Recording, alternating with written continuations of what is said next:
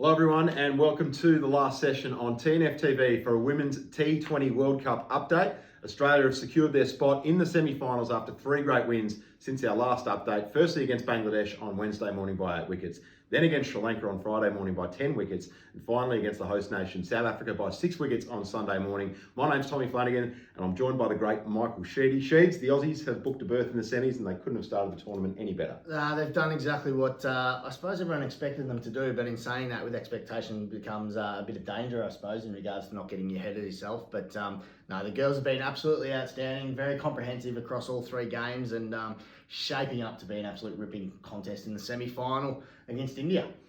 It shall. Before we get stuck into that and everything else that's been happening in South Africa, the inaugural women's IPL auction was on during the week. The WPL auction held at the Jaya World Convention Centre in Mumbai, and it was a massive result for our Aussie ladies, with 14 Australians signed for the first edition of the 5-team tournament, which starts on the 4th of March in Mumbai. Ash Gardner topping the earnings for the Aussies. She went for 558k to the Gujarat Giants, along with Beth Mooney, who went for 350k. Other big earners were Elise Perry at Royal Challengers Bangalore for 297. Talia McGrath went to the UP Warriors for 244. Meg Lanning went to the Delhi Capitals for 192. But what we love here at the last session is our very own Aussie superstar and TNF ambassador, Heather Graham, was picked up for 52k by the Mumbai Indians. Yeah, absolutely stoked for Heather. Not only to just be even in the ballot. There was 140 players that were cut down, and then it went down to obviously 35 players internationally that could be picked up by the 5 franchises. And watching it, my heart was in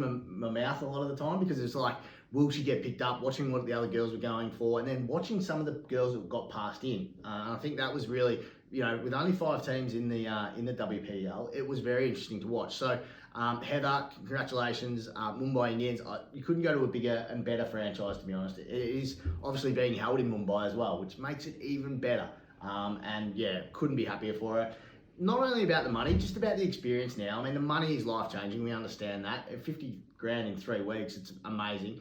But let's not get, caught up in that. It's about being in the event, and that's their job. And I think it's absolutely great to see 14 Aussies getting picked up across the franchises. There was more money spent on Australian players than any other country. So absolutely awesome and great to see. And you would have thought the Mumbai Indians power brokers who have selected Heather, they would have looked back at the highlights of her debut T20 tournament over in India. She, of course, made a debut in Mumbai, took the hat-trick over there. So a fantastic venue for her already in international cricket, and I'm sure they would have looked at that when they were picking her up in the draft. Yeah, absolutely. And if you watch the auction, you would have seen that Mahalajaya Warden was very, very big in regards to the information that was being thrown at the owners. It was a really interesting auction to watch from that perspective. But Heather's time, you couldn't have timed it better. She got her first crack at international cricket with T20 in India, in Mumbai, and she did the business. So yeah, absolutely makes a difference. And although she hasn't been playing in South Africa, it is still relative for them because it's in their minds. And they will have seen her live in their own backyard. Hat-trick, tick, we'll take her. Huge congrats to Heather and the other 13 Aussie girls who will be heading off to the WPL. Now let's look at the World Cup. First, let's take a look at the Bangladesh game. Bangladesh won the toss, chose to bat, and Darcy Brown went bang bang with the new ball, the first 2 strikes, and the second one that got Murshida Khatun was one of the balls of the tournament. Too quick for Khatun, blasting through the gate, cannoning into middle and leg. Then Georgia Wareham, who came in for her first game of the tournament, she got involved. She was brilliant through the middle overs, taking regular strikes with her leggies, changing up flight and pace, and bamboozling the Bangladeshi middle order with 3 for 20 off her 4 overs through the middle of the first innings. The Bangladesh skipper Sultana Jyoti was the shining light for them with 57 off 50. Yeah, she was. I think the dynamic changed, from this game to the previous game, where we saw Georgia Wareham come in. We saw Elise Perry bowl down the order a little bit more. Only bowled the 1 over in this game. But to have Alana King bowling leg spin, Wareham bowling leg spin, but then Ashley Gardner, the player of the tournament so far for me, she's just so economical. And in this game you talk about, she basically just tightened the screws, and she only went for 17, I think it was, off her 4 overs. So she was outstanding. Yeah, the captain, she was really the only shining light. They just scrapped to 107. It was never going to be enough. I was sort of thinking, 10 wicket win. It was never going to be enough, was it? Well, it was the young lady we spoke about in our last T20 World Cup show, the 18-year-old Marufa Akhtar for Bangladesh, who impressed again with the new ball. We thought, as you just said, talented. might have been a 10-wicket win, but she picked up a huge wicket of Beth Mooney in the third over, and it was a carbon copy of Beth's dismissal in the first match against New Zealand, attempting to drive to a ball that swung wide late and nicked off to the slips. But after that, it was the Healy and Lanning show, and it was back to normal programming. Bangladesh couldn't stop their free-flowing partnership. In this format, it's very difficult to combat when two superstar batters have got their eye in for a long period of time. They spent 10 overs together out in the middle, and the longer it went on, you could see the Bangladeshi hopes of an upset evaporating and their heads were dropping. When Healy got out, damage was already done, and Ash Gardner paired up with Meg Lanning to finish it off. Yeah, it was pretty stock standard, wasn't it, for the girls? They just did what they had to do. What did they win? They won in 18 overs, but really they never got out of first gear. Meg just looked like she was having a net. Just happy to spend some time out in the middle. I think the South African wickets have taken a little bit to get used to. So I'd expect from that game and then working into the next two games, which we'll touch on. But you can see there's been this progression of trying to get balls under the belt. So they've been trying to face as many balls as they possibly could, and they haven't been overly concerned about strike rate because it has been about launching into a semi-final, to which we'll touch on. But yeah, it was pretty elementary in regards to the way they went about it. And Sri Lanka was next. Meg won the toss, elected to bowl, and Sri Lanka got off to a great start. Their openers got away to a fast start, 30 for no loss in the fifth over. But Grace Harris fired up, took the catch of the tournament so far. When she went back with the fly, flew horizontally to dismiss the Sri Lankan captain, Shamari Adapadu. And then she did the damage with the ball. Picked up Samara Wikrama stump with a lovely fly to ball that gripped and turned, and then had a Shadi Ranasinghe holding out to long on. So Grace Harris, a really strong involvement in that game. Yeah, yet again, I mean, it just throws another element with the diversity around our team is that, Ash Gardner opened the bowling and then Grace Harris was used further down the list. So, what a lineup. You've got King, as I said, bowling leg spin. Then you throw in Grace Harris, who's the ultimate all-rounder, can do anything. Wareham's still doing that one. And Darcy Brown and Elise Perry just chipping in for only 3 overs. If you had have said that at the start of the tournament, those two would only bowl 3 overs. And that Megan Shute, she bowled her 4 in this situation, but she was the damage, mate. She got 4 for. Well, it was interesting. She didn't open up at the top. She took the middle overs, but she took care of the Sri Lankan middle order. She's just on fire at the moment in this game. She was bowling really wide at the crease into the pads, and the Sri Lankans really struggled with the lateral movement she was getting with that angle she was coming in with. And 4 for 24, assisted by some sharp keeping up to the stumps from Healy, and they restricted the target to 113. Such an advantage when the keeper can come up to the stumps in these situations where the girls, it makes them a little bit more limited where they can't use their feet. And with Shute angling in so far, I mean, generally it'd be good to get down and use your feet a little bit more and be able to open up that leg side because her general delivery does go in with her hand when she does come wide. But yeah, with Healy up the stumps, it makes for a very, very difficult proposition for the opposition batswomen in order to get around that. Megan Shute was outstanding, world class, and not surprised that she's doing what she's doing over there. And then with the bat, the reigning Belinda Clark medalist Beth Mooney, who missed out in the first 2 games we just mentioned before. She was back to her brilliant best against the Sri Lankans, 56 off 53, and she teamed up with Elisa Healy, who got into some really nice touch in that game as well, 54 off 53. She was showing off her full array of shots, and they chased down the total none down with more than 4 overs to spare. So a comprehensive win again. Yeah, but yet again, balls, facing balls. And, you look at Elisa Healy, she's got 43 there. Beth Mooney's got 53 there. I mean, it's all about that launch pad. And, Beth Mooney should be just happy to get some time in the middle after missing out the first 2 games and made pretty easy going of the Sri Lankan attack. So that was 3 from 3. Going to the 4th game of the group stage was South Africa. It was going to always be a bit tougher against the host nation. And we didn't start particularly well. Didn't bowl that well in the first couple of overs. No. Both Megan Shute and Darcy Brown were uncharacteristically a little bit wayward in their opening spells. And Laura Woolvart, who's a staff South Africa, and Tasman Brits, they made the most of it, racing to none for 54 off 9. So we're in a little bit of a worrying position at that point. Yeah, absolutely. I mean, Laura's a very, very good player, and we've seen that around the globe of late. Tasman Brits, I hadn't seen too much of, to be fair, until this game.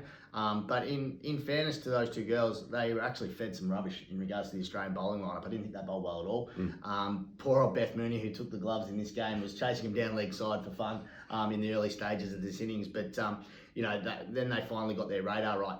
The problem was South Africa couldn't escalate. So you say, there was a really good start, but then it just didn't mean anything because they did drop wickets and they dropped them at a regular interval. But was there damage done? It was only damage done if you can actually capitalise on the start you've been given. And unfortunately for South Africa, it wasn't good enough. Yeah, Perry was the one who got the breakthrough. She picked up the big wicket of Woolvart. She was gone trying to cut a ball. It wasn't there to cut. Perry, yeah, back of the length from wide of the crease, cramped her up. She nicked off to Mooney, who replaced Healy with the gloves, as you just touched on. At least they're having a rest for that game. Then Darcy Brown got the big wicket of Marizanne Cap for second ball duck.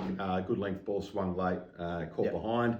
Brits kept going, and it was powerful straight hitting from her, belted 7 boundaries on her way to 45 off 36, but then she tried to hit Georgia Wareham across the line, missed it, got clean bowled, and then 3 balls later, Chloe Tryon coughed up her wicket as well, hitting a loose full toss from Wareham straight to Alana King at mid-wicket. So a big clump of wickets there in the middle, and suddenly all that momentum from the start, as you touched on, had just evaporated. Yeah, it did, and we saw the inclusion of Annabelle Sutherland into the lineup for the first time in the tournament as well. So again, another player comes in, and another player is actually able to contribute. Annabelle bowled really well. She bowled 3 overs for 15 or 16 runs and did her job. So yet again, they've used 7 bowlers in this situation to get them all, so they've got flexibility come the finals when it matters most. But I thought the bowlers, after Megan Shute and Darcy Brown's wayward start, which, that can happen under, in South Africa with the conditions, we've seen it swing. But I thought just the way we dragged them back, and we just took wicket after wicket when we needed them most, and then all the damage was done, especially when you get Laura out, Tasman, and then Marianne Cap, cheaply Marianne Cap. That was the big one, because it was always going to be hard work from there.